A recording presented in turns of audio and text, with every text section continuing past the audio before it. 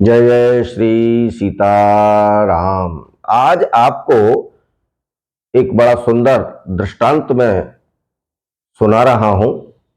जब भरत जी चित्रकूट भैया राम को बुलाने के लिए गए तो रास्ते में उनकी भेंट हुई निषाद राज से।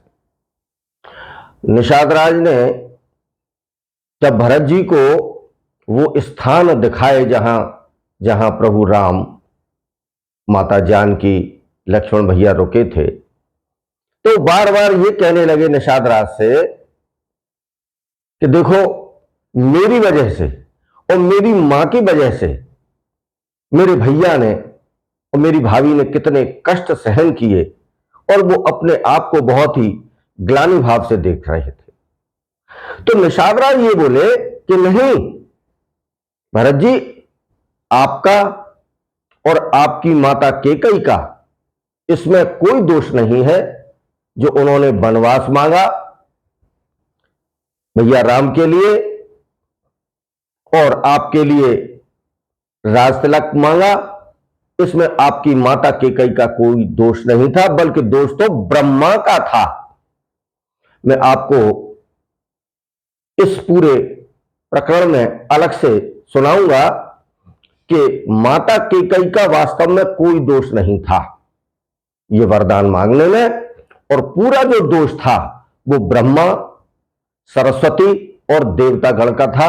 मैं आपको अलग से इसके बारे में एक दिन अलग से ये सुनाऊंगा। लेकिन फिलहाल अब यह प्रश्न ये उठता है कि निषाद राज जो कि एक दलित था, उसको इस बात का कैसे पता चल गया, और वो काफी दूर भी था। निषाद राज को यह कैसे पता चल गया कि ये जो वनवास और भरत के लिए राजगद्दी मांगी गई माता केकई के द्वारा, इसमें माता केकई का कोई दोष नहीं बल्कि ब्रह्मा का दोष था। तो मैं यहां आपको इस रहस्य को उठाना चाहता हूं कि निषाद राज कोई साधारण व्यक्ति नहीं थे। पूर्व जन्म में निषाद राज जो गुरु वशिष्ठ हैं उनके पुत्र थे। तो ये जो कथा है ये भगवान श्री रामचंद्र के प्रकट से होने से पहले की कथा है। आप लोगों को पता है कि राजा दशरथ जब शिकार करने के लिए गए तो उन्होंने भूल से श्रवण कुमार को तीर मार दिया, और श्रवण कुमार जब मर गया तो घड़े में पानी लेकर के और उसके पिता यज्ञदत्त जो कि अंधे थे और उनकी पत्नी भी अंधी थी, उनको वो जल पिलाने के लिए गए। और जब उस यज्ञदत्त ब्राह्मण को यह पता चला कि दशरथ ने उनके पुत्र की हत्या कर दी है, तो उन्होंने श्राप दिया। यज्ञदत्त ने, अंधे अंधी दोनों ने श्राप दिया कि जिस प्रकार से हम अपने पुत्र के वियोग में तड़प तड़प के मर रहे हैं, इसी प्रकार से तू भी अपने पुत्र के वियोग में तड़प तड़प के मरेगा। और वो दोनों अंधे और अंधी वहीं मर गए। उन दोनों के श्राप से राजा दशरथ का शरीर एकदम काला पड़ गया। राजा दशरथ बहुत ही वीर और पराक्रमी राजा थे। उनके वैभव संपन्नता का एक छोटी सी मैं आपको बताता हूं कि कुबेर के खजाने से 10 गुना बड़ा खजाना था महाराज दशरथ का।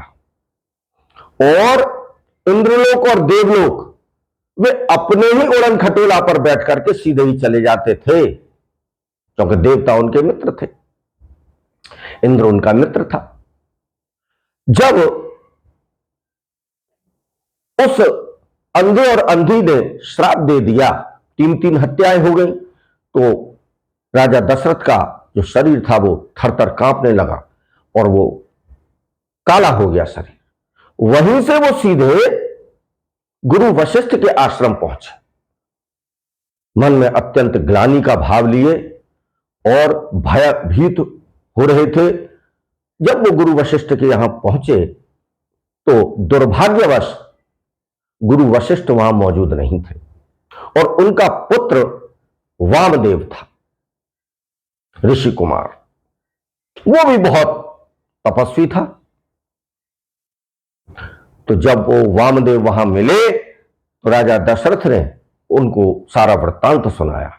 बोले, मैं थरथर कांप रहा हूं, भयभीत हूं और मेरा ये सारा शरीर काला पड़ गया है।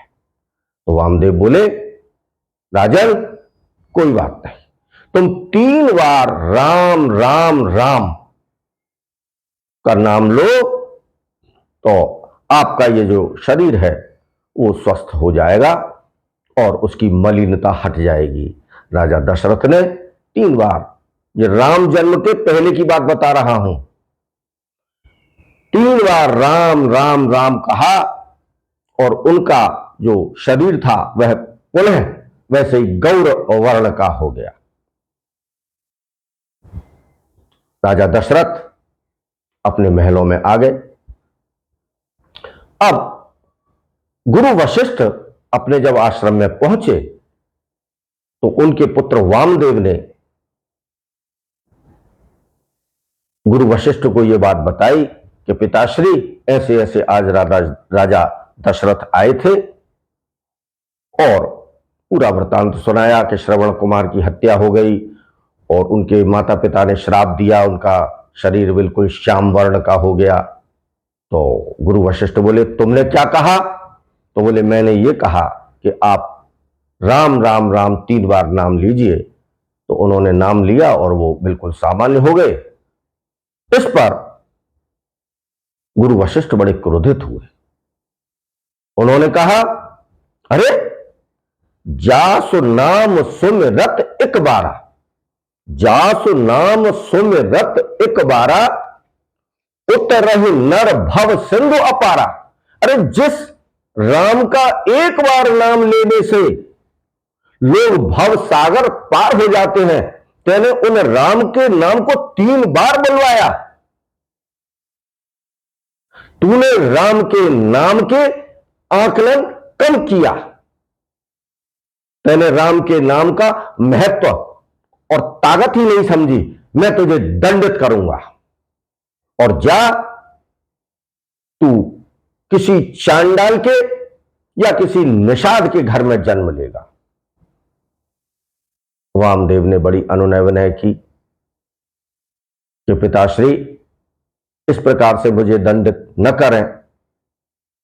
काफी अनुनय विनय करने के बाद गुरु वशिष्ठ ने अपने श्राप में संशोधन करते हुए यह कहा कि ठीक है, तू निषाद कुल में जन्म लेगा और जब